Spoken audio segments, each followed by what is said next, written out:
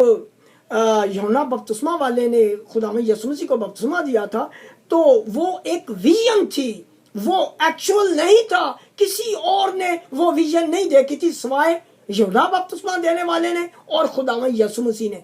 ये बाइबल में दोनों हवाले लिखे हुए हैं। आप किसी जो शागिर्द है यहाँ उनसे पूछे, वो आपको ये हवाले दे देंगे। अभी भी मेरे पास है, लेकिन टॉपिक बिल्कुल फर्क हो जाएगा। मैं जो कह रहा हूँ ये खुदा का कलाम है कि उस वक्त दो आदमियों ने ये विजन देखी थी, एक यूहन्ना बपतिस्मा देने वाले ने और एक खुदा में यीशु मसीह ने। बस किसी और आदमी ने जो वहां खड़े थे उनको कुछ पता नहीं था कि क्या हो रहा है।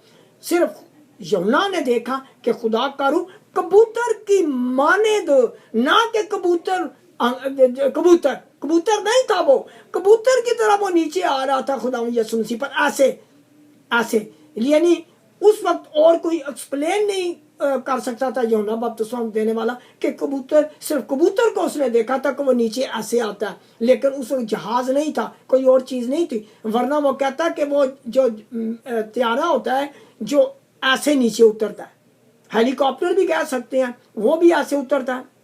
यानी उस वक्त वो चीजें नहीं थी, वरना वो हेलीकॉप्टर का की तस्वीर बताता। लेकिन आजकल लोगों ने कबूतर लगा लिया अपनी पुलपर्स पर। वो खुदा के कलाम के खिलाफ है। जो कबूतर है वो एनिमल है, वो जानवर है, वो परिंदा है, उसको हम खुदा से तशबीह नहीं दे सकते। आप इस चीज को मानते हैं कि बाइबल में लिखा है कि आप कोई सूरत, कोई चीज आपने नहीं देखी थी पहाड़ पर। अस्तशना में भी लिखा है और खरूज में भी लिखा है कि आपने कोई सूरत नहीं देखी, आवाज ही सिर्फ सुनी है। इसलिए कोई इंसानी सूरत ना बनाना।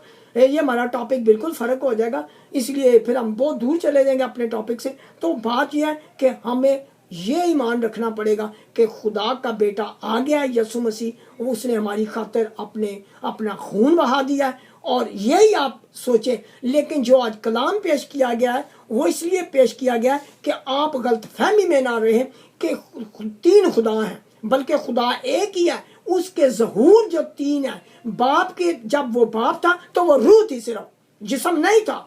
लेकिन जब वो बेटा बना तो वो तजस्सुम उसने ले लिया, उसने हमारी खातिर अपना खून बहाया, क्योंकि बाप खून नहीं बहा सकता था, उसके पास खून नहीं था, यानी कि वो रूह थी। और उसके बाद मसीह खुदावंद के अंदर खुदा का रूह रहा था, जैसे मसीह ने कहा था कि बाप मुझ में है और मैं बाप में हूँ। उसके बाद जो खुदा का रूह उसमें से निकल गया था वो सीधा पताल में गया, वह कैदियों को लिया, आसमान पर ले गया, और फिर 50 दिन के बाद, मसीह के मरने के बाद 50 दिन के बाद उसका रूह यानी मसीह का रूह हम पर नाज़िल हुआ, तमाम शागिर्दों पर नाज़िल हुआ, यानी कि जो रसूल थे उन पर नाज़िल हुआ। उनके बाद हम पर भी वो नाज़िल हुआ। तो ये है खुदा का रूह जो हम में है। अगर खुदा का वो रूह जो पहले था, पुराने अहदनामे का था, अगर वो हम में आ जाता तो हम फट जाते, हम पिघल जाते, क्योंकि वो पाक रूह है।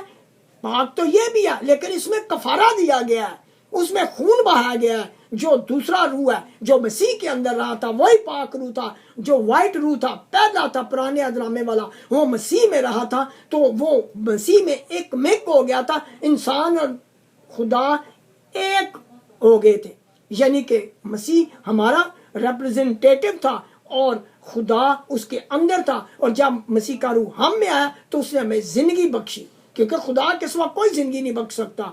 मसीह खुदावंद ही खुदावंद खुदा है जो मैं जिंदगी देता है। वही कहता है राह हक और जिंदगी मैं हूँ, मेरा वसीले के बगैर। यानी जब हम मसीह को हक करेंगे तो खुदा से मिल लेंगे। अगर हम मसीह को नहीं कबूल करेंगे तो खुदा तो उसके अंदर रहता है, क्योंकि वो खुदा है। इसलिए जब हम मसीह के पास आते हैं तो हमें हमेशा की जिंदगी मिलती है। और जब खुदा का रूह हम में नहीं है तो हम खुदा के वारिस नहीं होंगे, हम इब्राहिम की बरकत में शामिल नहीं हो सकते। सो मेरे अजीजों, आप खुदा का रूह हासिल करने की कोशिश करें, और उसमें यह है कि उठे जा।